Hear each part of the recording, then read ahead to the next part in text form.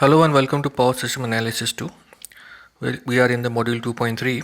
We are will be discussing a example of the NR method. Previously, we have talked about the NR method and the basic algorithm of the NR method. Now we'll see an example. So that example you will be much more clear on how the NR method is applicable. Okay. So let's start with the example. So in this example.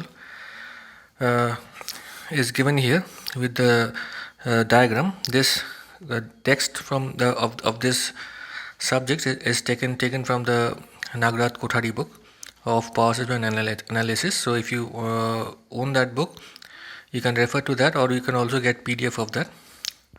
So this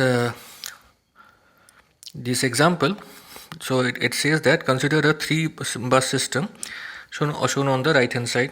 Okay, so for each 3 lines it has a series impedance of 0.02 j 0.08 pu and the total shunt admittance is 0.02 pu. The specified quantities are tabulated below. So you can see we have 3 buses, bus 1, 2 and 3. For bus 1, the real load demand, the reactive load demand, the real power generation and the reactive power generation is given, and the voltage specification is given. Now if you notice, bus number 1, the real power demand is given, but the real power generation is not given, and the voltage is taken as 1.04 with an plus J0. So this is a slack bus because the generation is unspecified. The real and reactive power generation is unspecified, but the delta of V and the modulus of V is provided. Okay, now how this delta and modulus of V provided, when the V is given in terms of A plus JB, that can be converted to modulus V angle delta. So you have both modulus V and delta provided. Okay, but here the delta P can or the sorry, it's not the delta P, the injected power cannot be found because we do not know the generation. The injected power Pi and Qi is nothing but the generation minus the demand. In bus number 2, the both demand and generation is given. Although the demand is 0 here, but the values is specified. Okay, but the voltage value is not specified. That means this is a PQ bus. And for the example 3, we have the demand specified, the real power generation is specified, but the reactive power generation is not specified. But the voltage is given, the magnitude of the voltage is given. So this is a PV bus. It is also said that the controllable reactive power source is available at bus number 3. So when there is a PV bus, we have a reactive power controller. Then the reactive power controller can go minimum of 0 to maximum of 1.5 pu. Now in our calculation, if you get a value more than 1.5 pu, you have to use 1.5 only. Okay, as for this precaution we have discussed in the previous class. Now we'll look at the solution. Now we using a nominal pi model, we found the Y bus. Okay, so before that we have this series impedance that is given as 0.02 plus j 0.08.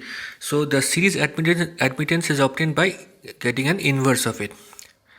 So in the Y bus, the off diagonal term will be nothing but the negative of the Y series. Okay, and for the diagonal term, it is the self admittance, that is the admittance of the admittance from the both side. So 2 times the Y series plus the 2 times the shunt admittance, the half of the shunt admittance. Since it is a pi model, the shunt admittance that is given per line is divided and been assumed to be close to it is divided by 2, and it is assumed to be close to every bus. So we have, since now for every bus the two lines are connected, so we have the total amount of admittance. The self admittance is given by the line admittance as well as the shunt admittance. So we form the Y bus as given. So I would want all of you to at least calculate the Y bus.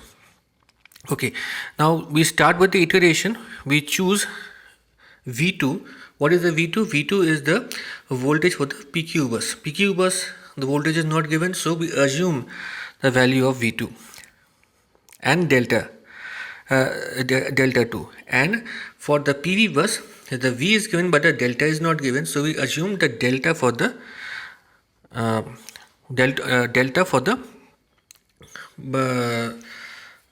bus 3. Okay, now with this value we calculate the real and reactive power. So this is the equation I was talking about. By this equation we need to find out the real and reactive power. So how we calculate? So let us take I as 2, because I1 is a slack bus, we need not calculate that. So for I2 we have P2 would be modular V2 from K1 to N is from 2 and 3 only. So we have the summation of, so once K will be 2 and then K will be 3. So we have V2 into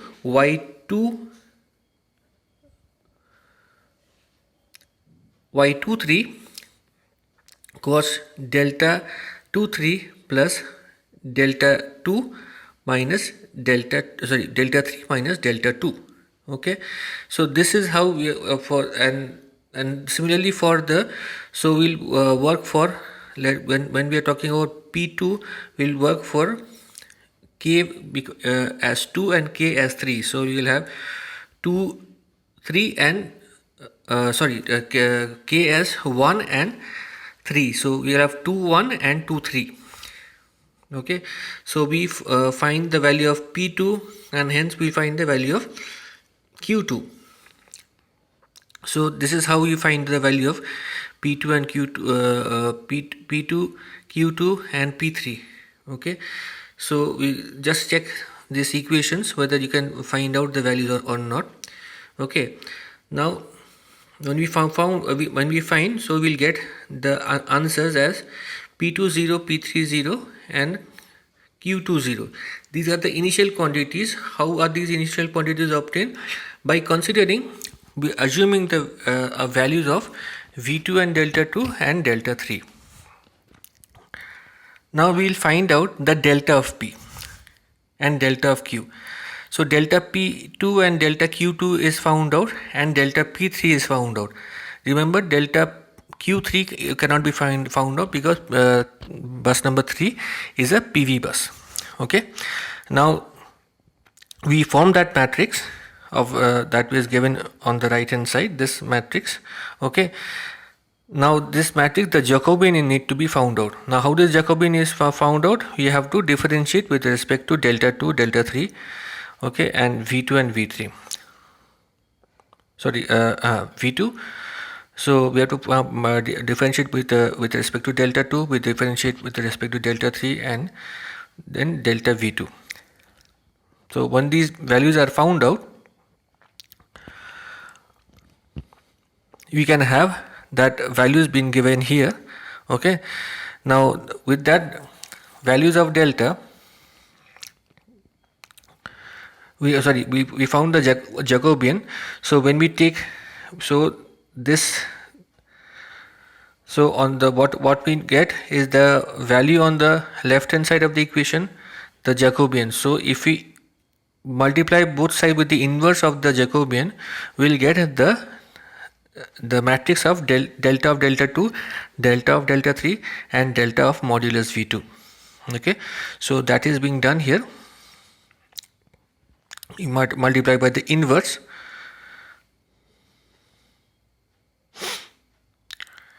and we get the different values. So we can get the value of delta of delta 2, delta of delta 3, and delta of modulus of V2.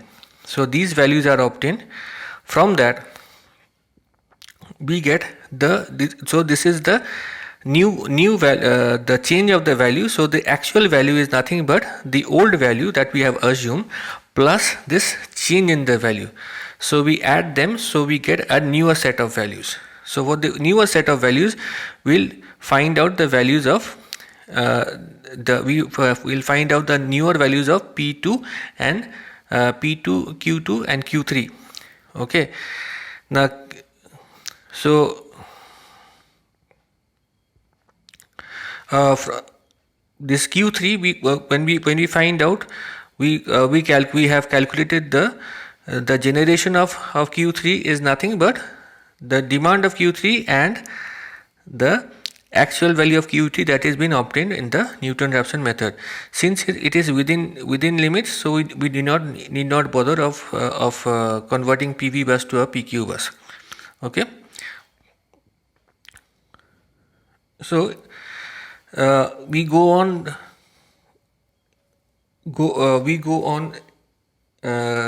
getting a newer values of delta and V, unless and until the difference in this P2, Q2 and P3 will be less than 0.01.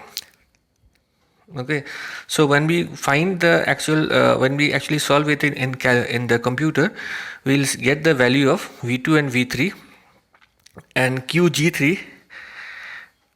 So all these values are obtained, and from there we can get the total injected power S2 and S3. Okay, now the S1 is obtained nothing but the difference of these two power, the total power. So S1 is obtained because S1 is the slack bus power. The S1 is to be calculated. Okay, and the remaining of the power, it is found to be the transmission loss. So again, from the transmission loss we can calculate the line flows, because when we find out now how we calculate the line flows, we have, let's say, the P23, we can calculate what is the power that is transferred from from bus 2 to bus 3. So from this bus 2 to bus 3, the power is nothing but V into I. V into I star, it is P plus JQ. Okay, so from that we can find out the V and I. So we can since we know the V, we can get the value of I. So different values of these currents are known from the solution. Okay, so you need not, in the question it will not ask to solve the this inner method, so you need not bother on this, but you should know how you should understand how this thing is calculated. This calculation would be done in computer. So but the method, you should be aware of it. Okay, so this is the end of this lecture. Thank you.